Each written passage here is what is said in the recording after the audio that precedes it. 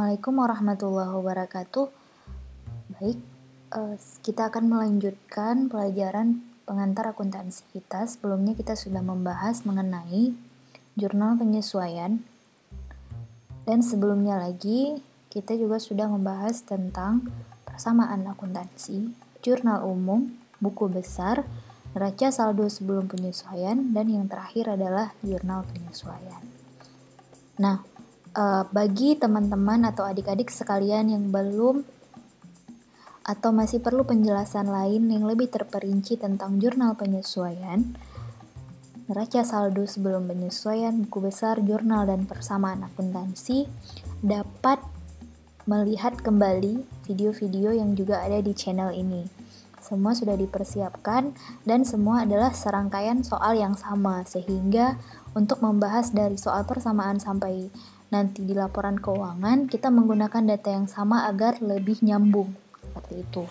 Oke, kita lanjut ke materi selanjutnya. Jadi pada hari ini kita membahas tentang neraca saldo setelah penyesuaian. Sebenarnya neraca saldo setelah penyesuaian ini diperlukan untuk memperlihatkan keadaan akun dan saldo yang sebenarnya itu berapa, karena ini kan belum disesuaikan di akhir periode. Nah, ketika disesuaikan pasti berubah lagi. Contoh kas. Nah, di sini kasnya ada yang di debit 20, kemudian kas ada yang di kredit 200, kemudian ada yang di kredit 700. Otomatis nilai sebelumnya 7850 ini pasti akan berubah. Nah, agar tidak terjadi dua kali pengulangan, maka saya akan membahasnya langsung ke worksheet. Apa itu worksheet? Worksheet adalah kertas kerja, di mana kertas kerja ini membantu kita untuk mendata semua akun dan berapa nilainya, dan memudahkan kita untuk menyiapkan laporan laba rugi dan laporan posisi keuangan, dan juga nantinya sebelum laporan posisi keuangan kita harus menyiapkan laporan perubahan ekuitas. Oke, jika ditanya apakah wajib menyiapkan kertas kerja? Tidak ya, tetapi ketika kita belajar pengantar akuntansi, maka sebaiknya kita membuat ini untuk memudahkan kita memahami bagaimana sebenarnya proses dari akuntansi itu sendiri. Nah, sebelum-sebelumnya di diskusi kita di kelas virtual, banyak teman-teman dan adik-adik yang menyamakan antara neraca saldo dengan neraca lajur. Nah, sebenarnya ketiga hal itu berbeda, jangan salah sebut ya. Neraca lajur dan neraca saldo bukanlah laporan keuangan, sedangkan neraca itu adalah laporan keuangan. Nah, tapi kenapa ketiga-tiganya namanya neraca? Karena ketiga-tiganya menunjukkan keseimbangan. Apa itu keseimbangan? Kesesuaian antara debit dan kredit. Nah, jadi jangan salah sebut lagi ya, neraca saldo itu yang bentuknya seperti ini. Nah, kemudian neraca lajur itu ini dia, atau nama lainnya kertas kerja, atau dalam bahasa Inggris sering disebut worksheet. Nah, kemudian setelah itu ada yang namanya satu lagi neraca, dan itu adalah laporan keuangan, atau nama lainnya adalah posisi keuangan. Nah, dalam menyiapkan neraca lajur, kita perlu juga menuliskan nama perusahaannya dulu, kemudian menulis kertas kerja, atau pilih salah satu ya, antara kertas kerja, neraca lajur, atau worksheet. Mana saja boleh, tidak usah tiga-tiganya. Ini saya buat ketiganya karena sebagai contoh. Kemudian periodenya kapan? Nah, ini kan periode kita ambilnya 31 Januari 2020. Oke. Selanjutnya yang kita siapkan adalah nama akun. Kemudian kita buat neraca saldo sebelum penyesuaian, jurnal penyesuaian, neraca saldo setelah penyesuaian. Nah, kenapa saya bilang saya tidak membahas lagi yang ini? Karena di worksheet juga ada, jadi nanti kita kerjakan sekaligus. Kemudian baru kita bahas laba rugi dan posisi keuangan atau neraca. Oke, kita bahas satu-satu ya. Nah, di nama akun ini, dari mana datangnya ini? Datangnya adalah dari neraca saldo sebelum penyesuaian. Jadi, semua nama akun ini kita copy, Kemudian kita pindahkan ke worksheet ini. Begitu juga dengan saldonya ya. Jadi saldo yang ada di neraca saldo sebelum penyesuaian ini sampai ke total di copy ke sini ya. Nah, kemudian setelah itu ini kan udah selesai ya. Kalau udah sampai total ya, ketika neraca saldo sebelum penyesuaian sudah sampai total, berarti itu sudah selesai, tidak boleh dikerjakan apa-apa lagi di sini. Nah, kita lanjut ke jurnal penyesuaian. Nah, jurnal penyesuaian kita lihat nih kas. Nah, di jurnal penyesuaian ada kas nggak? Kita lihat nih. Nah, ternyata ada 1, 2, 3. Nilai mana yang kita masukkan? Debit apa kredit? Nah, tetap kita buat dulu kas. Ini sebenarnya harus dimasukkan ke buku besar kas ya, yang ini. Nah, ini ke sini dilanjutkan lagi ya. Nah, jadi ini sebenarnya harus dilanjutkan di bawah sini ya. Tapi nanti itu adik-adik boleh kerjakan sendiri. Saya akan buat versi singkatnya di sini. Nah, di sini kas yang khusus untuk jurnal penyesuaian ya, debit, kredit. Nah, ini adalah bentuk buku besar bentuk akun T ya. Nah, ini buku besar dalam bentuk akun T. Jadi dia tidak terlalu ribet ya. Nah, di sebelah sini debit dan sebelah sini kredit. Kemudian kita lihat nih, ada debit kas 20. Maka kita tulis di sini 20. Ada kas lagi kredit 200, maka kita buat di sini 200. Kemudian ada lagi dia kredit kas 500. Nah, kemudian kita cari total dan selisihnya.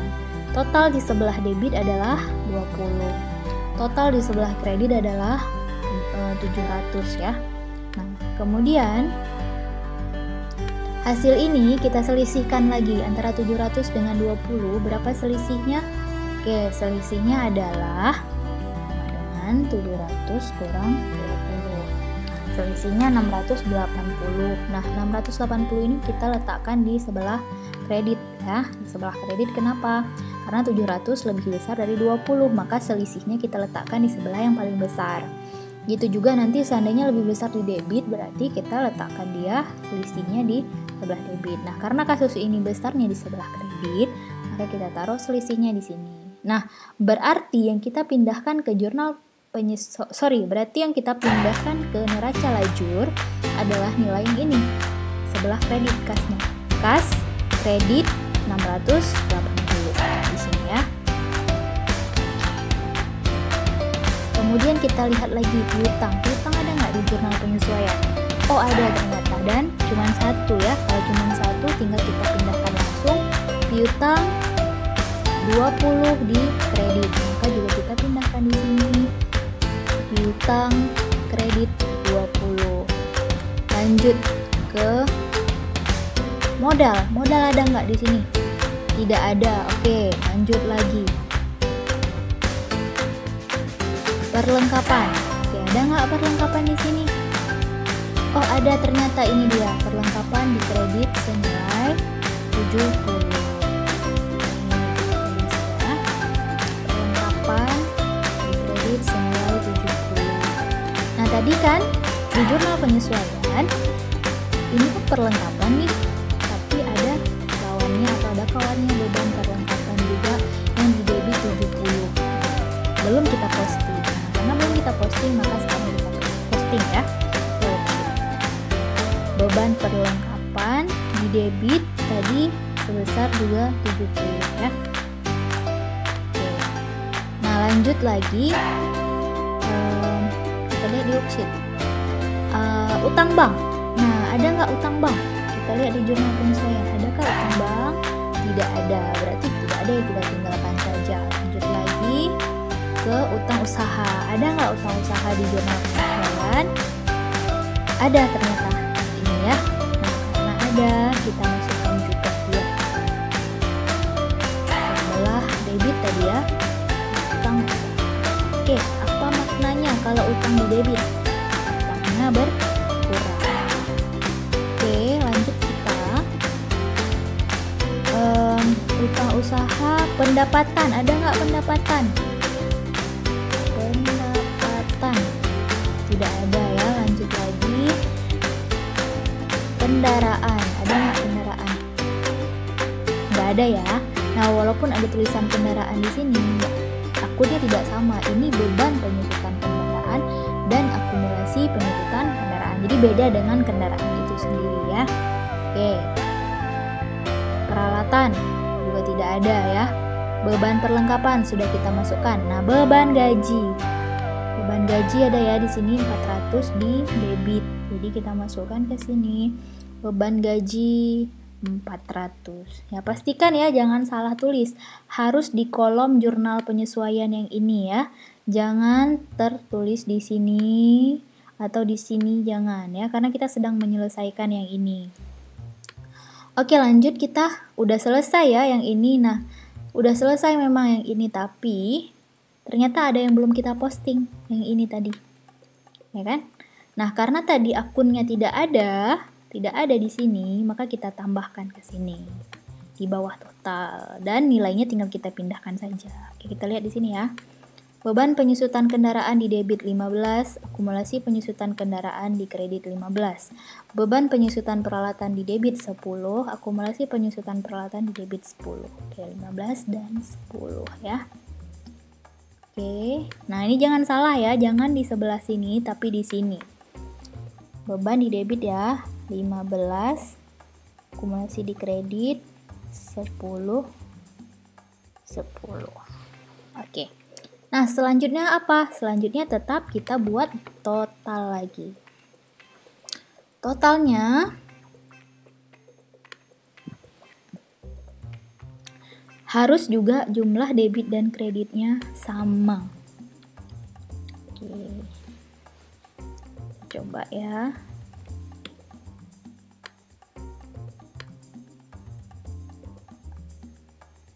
Oke, ini tampaknya berbeda ya hasilnya ya. Kita lihat dulu D77, D7, D22, ini E7, E22. Nah, kita lihat nih di mana yang nggak sama. Berarti ada yang salah atau ada yang miss, ada yang ketinggalan. Kita lihat lagi.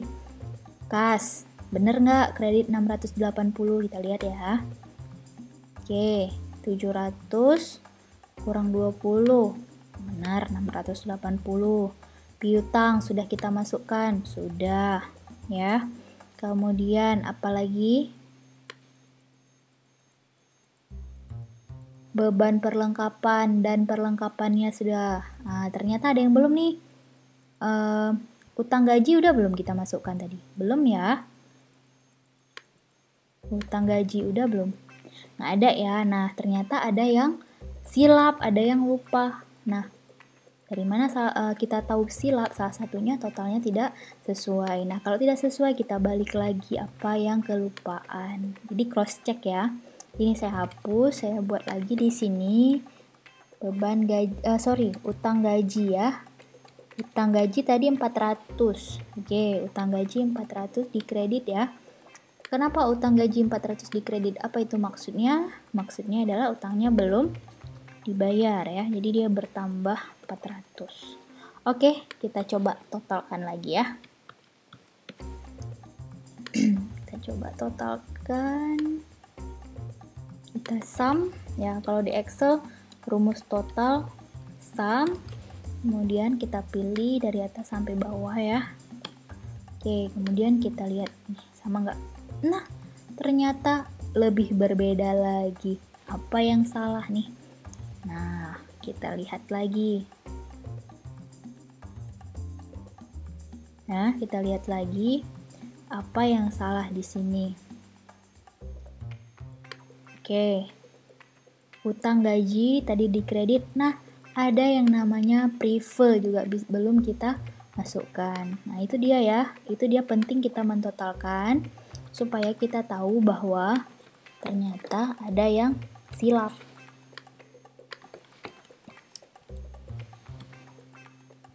Prive itu apa sih? Kita sudah bahas ya sebelumnya di jurnal penyesuaian. Jadi nanti kalau ada yang tinggal materinya, silahkan dilihat kembali. Oke, tadi berapa nilainya prive? 200. Oke, 200 di debit ya. prefer 200. Oke, coba kita sum lagi ya.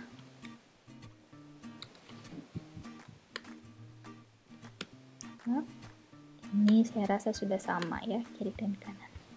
Oke, nah ini kalau sudah saya beri warna aja ya biar beda. Dan saya rasa juga ini perlu saya buat tabel biar udah selesai. Oke, nah sudah selesai neraca saldo sebelum penyesuaian, sudah selesai jurnal penyesuaian. Sekarang kita ke neraca saldo setelah penyesuaian. Nah, gimana caranya? Caranya sama kayak kita membuat buku besar ya, konsepnya sama saja. Jadi konsepnya itu sama aja. Yang pertama, kita lihat kas. Berapa saldo dia di neraca saldo? Ada 7850 debit. Ada nggak nilainya di jurnal penyesuaian? Oh, ada di kredit 680. Nah, 1 debit, 1 kredit. Nah, rumusnya gimana kalau beda? Kalau beda kita cari selisih dan kita letakkan di sebelah yang paling besar. Jadi, antara 7850 dengan 680 otomatis yang lebih besar 7850. Maka kita letakkan di sini ya. Jadi kita cari selisihnya. Seperti itu. Lanjut, piutang. Oke, sama ya konsepnya, 1 debit, 1 di sebelah kredit. Jadi kita cari selisih. Kita letakkan di sebelah debit karena 120 di sebelah debit ya, lebih besar daripada 20. Seandainya 120 di sini dan di sini 20, nanti lain lagi ceritanya. Oke, modal kita lihat, modal. Nah, modal cuman ada di neraca saldo. Jadi pindahkan aja nilainya karena di sini kosong. Pindahkan aja nilai 8.000 ini ke sini, ke kredit karena dia di kredit ya. Jadi kita pindahkan nilai ini ke sini. Lanjut, perlengkapan. Oke, perlengkapan 1 di debit, yang 80, 1 di kredit. Kita cari selisih, selisihnya 10 ya, kita letakkan di sebelah debit karena dia yang paling besar ya. Utang bank. Nah, utang bank ini tidak ada di jurnal penyesuaiannya, jadi seperti biasa tinggal kita pindahkan 4.000 kredit ini ke sini. Ingat ya, pindahnya juga harus sesuai letaknya. Utang usaha. Nah, utang usaha 1.2000 di kredit, 1.500 di debit. Beda juga kan K sama D. Nah, ketika beda juga kita cari selisih. 2.000 dengan 500 selisihnya 1.500. Tuh, di mana kita letakkan? Di sebelah yang paling besar. Di 2.000 ya di kredit, berarti letaknya di sini. 1.500. Oke, pendapatan. Pendapatan ini nggak ada ya, cuman ada di sini. Jadi seperti biasa kita pindahkan 370 kemari. Begitu juga dengan kendaraan dan peralatan. Ini kan tidak ada ya di jurnal penyesuaian. Jadi kita pindahkan saja yang ini ke sini. Karena dia sebelah debit, maka kita pindah ke debit ya. 3.000. Nah, beban perlengkapan. Nah, beban perlengkapan 120 di debit. Di jurnal penyesuaian dia juga ada 70 di debit, sama-sama D ya. Kalau sama, maka kita tambah. Jadi di sini kita letakkan di sebelah D, otomatis ya, D, maka jadinya D. K, maka jadinya K.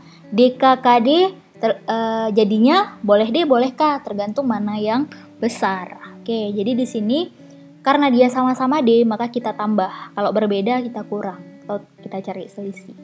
Jadi di sini 120 tambah 70. Ini juga sama ya, beban gaji sama dengan 200 tambah 400. Oke, ini nggak usah ya, total di skip aja. Lanjut. Nah, ini kan memang nggak ada nih. Setelah total, yang akun-akun ini memang tidak ada di neraca saldo, yang ada hanya di jurnal penyesuaian. Jadi kita pindahkan saja ya. Saya copy aja nih ke sini. Oke. Nah, tahap selanjutnya apa? Tahap selanjutnya adalah kita juga harus menjumlah totalnya berapa dan harus juga sama antara jumlah debit dan jumlah kredit. Kalau nggak sama gimana? Berarti tetap ada yang salah, ada yang silap. Apalagi kalau misalnya kita tidak menggunakan Excel. Nah, pasti ada silap-silap gitu ya. Nah, oke, ini saya beri warna ini aja. Oke. Oke, sudah selesai di neraca saldo setelah penyesuaian. Nah, gimana dengan gimana dengan laba rugi dan posisi keuangan? Ini akan kita lanjutkan di video selanjutnya atau di pertemuan selanjutnya. Jadi, saya harap penjelasan sampai di sini dulu yang perlu dipahami, bagaimana cara menyusunnya agar tidak terjadi kesalahan, apa saja yang harus kita pindahkan, mana saja nilai yang harus diperhatikan. Oke, untuk hari ini tentang neraca lajur bagian pertama kita cukupkan sampai di sini. Oke, semoga bermanfaat. Assalamualaikum warahmatullahi wabarakatuh.